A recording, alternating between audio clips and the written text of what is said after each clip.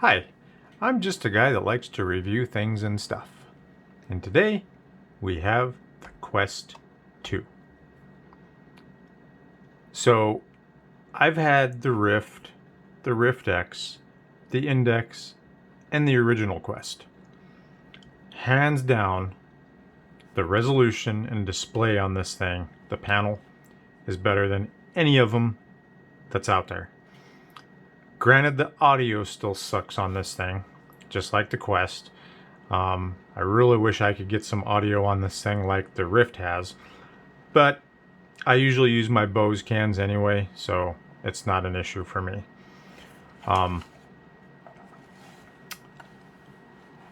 This thing, I just want to say, makes the most logical sense for anyone to buy right now. If you want to flip people off in games like PokerStars, then by all means go spend $1,000 on the Index. If you don't really care about flipping people off in a game, well, get the Quest 2. Because like I said, best screen, best resolution out of all of them that's out there. Screen door effect is literally non-existent on this thing. Controllers are great. The main thing that I love about this thing that I really wish would have worked in the Index or the Quest was pass-through. What pass-through is it allows the front cameras to see everything around you in the real world, which is really handy. Like if you're playing poker or Star Trek Bridge Crew, which are the two main games that I play, and you want to grab that drink that's sitting beside you, you know, you don't have to sit here and, where's my drink? Oh, it's right there. I can see it in pass-through. Sweet. But the main reason why I love it, maybe some of you will too, is you ever have to go to the bathroom when you're playing PokerStars and you have to sit out and then take your headset off, go to the bathroom, come back, sit in, and you just missed somebody that's got a royal flush. Yeah, you know, that sucks.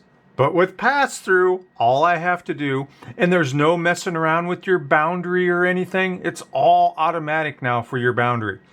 So if you're in stationary boundary, sitting on your recliner, playing poker, you got to go to the bathroom, well, guess what? You just double tap. There's pass-through. You get up. You go in the bathroom, you sit down, you start taking your poop. Yes. And you keep playing poker while pooping. You don't miss out on anything. That is a game changer for me. So, yes, if you need to go to the bathroom while you're playing poker or Bridge Crew or whatever you're playing, you just pop pass-through on, walk to the bathroom, double tap again, you're back at the poker table. Your boundary automatically readjusts automatically. Boom, you're good to go. I hear a lot of people, they're complaining about the battery life. Well, it's basically a cell phone without the cell phone. So you're going to eat up some battery playing games. I usually get about 2 hours. But what I like to do is you can buy, battery charging packs, and then you just plug it in the USB-C port. Boom, it charges, or keeps it as much charged as possible, unless you're using a fast charger. Your battery is going to drop a lot slower if you have one of those on there that's not a fast charger. What I do is I have this thing. It's basically by PowerAd. It's a 55,000 milliamp hour battery pack. It has a fast charge USB port, or I can just use an AC adapter on it, plug it in, and then this will actually charge the battery while you're playing and keep it at 100%. One of the things with the Quest that I really hated was when you were doing that, was the fact that it would get really, really hot, and it would actually burn your bangs. So this one, where it gets hot at is here in the front, of the screen, so I don't know if this is where the battery's at or anything. Maybe somebody will do or has done a teardown video of these things to see where the battery's actually at in them. But yeah, I mean, I have no issues at all with heat like I did on the Quest on this one. So that's a plus.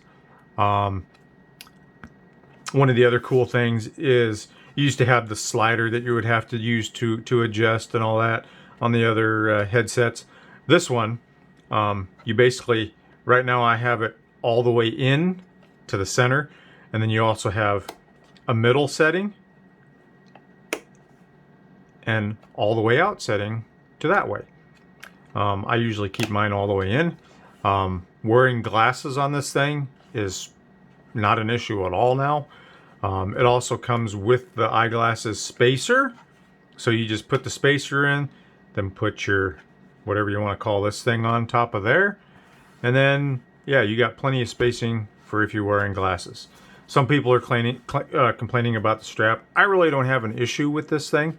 It's like with any headset. When you're sitting and playing a game for an hour, you're gonna get, you know, it's gonna start hurting. It's gonna start bothering you. Same thing with this one. But I mean, I literally have no issue with this. Eventually, I may buy the other strap. I don't know when they actually become available and people actually review them and stuff. I may buy it, may not buy it.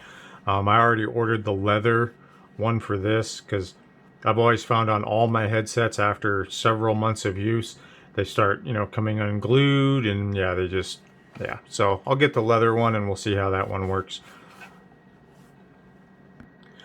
Things you get in the box with it. You get 2 batteries for these controllers, which I've literally been playing for, I'm going to say, probably a total of maybe 10 hours on these batteries that come with it. They're not rechargeable. And I'm still at 90% battery life on these things after 10 hours. So I'm going to say good battery life with these. I wish these were magnetic, like kind of like on the Rift, but they are what they are. I mean, I always buy rechargeable AA batteries. I just get the Amazon basic batteries, and you can get like a pack of 20 of them for like $7 or whatever it is. Dirt cheap. And then a battery charger. And on those batteries, I mean, I can play for a week, you know, 2-3 hours a day for an entire week before I have to recharge those batteries. So what I usually do is I have 2 bins, one for charged, one for needs charged, and I just swap them out whenever I need to put new charged batteries in here. So that's a good recommendation for you, because going out and buying these AA batteries, I just buy the rechargeable ones. I mean, they're actually cheaper than the normal batteries when you get the Amazon Basics, and I haven't had any issues with them. So there's another tip for you guys. Probably my biggest complaint about this, which really isn't a complaint with the Quest 2 in general, it's with the link cables. So just like with the Quest, unless you go out and buy the $80 cable that's from Oculus, you're going to have some issues. And it did take quite a long time before a third-party manufacturer came out with a decently priced link cable that actually worked on the Quest. So the one I bought, I think I paid like $40 for the cable, and it actually worked great on Quest. All my games worked on both Steam VR and Oculus on the PC. But now with this one, the cable that I have that is currently working on my Quest without any problems does not work on this one. I either get a black screen when joining a game, or it crashes me out to the home screen. Granted, this is a higher resolution than the Quest, than any other of the headsets that's out there, but I don't think that should be the issue. So I don't know what is going on, if they're doing it by design to force people to go buy the Oculus cable, but there is no reason why a USB-C to USB-C link cable that's not an Oculus cable should not work on a USB-C port on a PC. Does not make any sense. So yeah, I don't know if there's a special pin out or something that they're doing. I have no idea.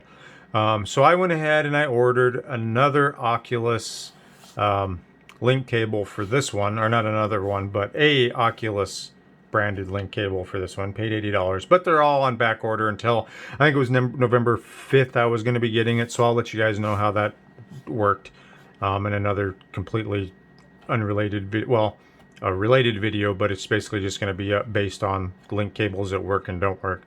Because on the Quest, I literally tried probably 10 different cables and then ended up returning them all to Amazon because they didn't work. Then luckily I found one that did work and I was happy. So other than that, those are my takes on this headset. So, one other thing. So 64 gig versus 256. So I went with the 64 gig because most of my gaming is going to be via the link cable on my PC, because I do want to go play Half-Life Alyx again on this panel in the resolution, just because I think it's going to be a better experience for me. So teaser for you Half-Life fans. I know we all waited, what, 20 years for episode 3 and we never got it. But we did get Half-Life Alyx in VR form. But they did leave the game open at the end. Spoiler alert, they did leave the game open at the end for Half-Life 3, which I think is awesome. I personally think Gaben is a complete jerk for never giving us our episode 3, especially when we were promised if you buy our episode packs when they come out for the same price that the full game was, yeah, no problem. Actually, it's a little bit cheaper than the full game. But if you add up episode 1 and episode 2, which was less time playing than a full game, we got ripped off because we never got our episode 3. So, yeah. Anyway, so I got the 64 gig version because I'm going to be mostly linked to my PC for gaming. I usually play PokerStars, Star Trek Bridge Crew, some of the other games that's out there, Beat Saber, but I'll play Beat Saber probably on this standalone, so I don't really need a lot of storage space. If most of your gameplay is going to be just using the headset without linking it to your PC standalone, I would say get the 256 gig. So other than that, that's really about all I can say on this. If you have any other questions about the headset, just ask me in the comments and I will try to answer them for you. What comes in the box? Some people were asking what comes in the box. You get the battery and you get a charging cable. And then you get the glasses adapter and the headset and the controllers. That's basically all that comes in the box. So other than that, I did test the cable and the adapter that came in the box while playing, and my battery was still draining. Obviously not as fast as without charging it. So I would recommend. I actually used. So I have a Galaxy Z Fold 2. Actually, I got 2 of them actually sitting right here on my desk. I had the bronze, but I had to get the black for some reason just to try it out. But anyway, so I use the charge cable, the fast charge cable that comes with my Z Folds. It's the exact same charger that came with my Note 20 Ultra, which is what I'm recording this on. And yeah, it actually does fast charge it, and the battery actually goes up while you're playing. So once you get to 100, or if you're at 100 already, yeah, it'll stay there. So other than that, those are my takes on the Quest 2. I highly recommend it. I mean, yeah, you can't go wrong. Anyway, thanks for watching my video, and I'll be doing some more down the road on some other things and stuff.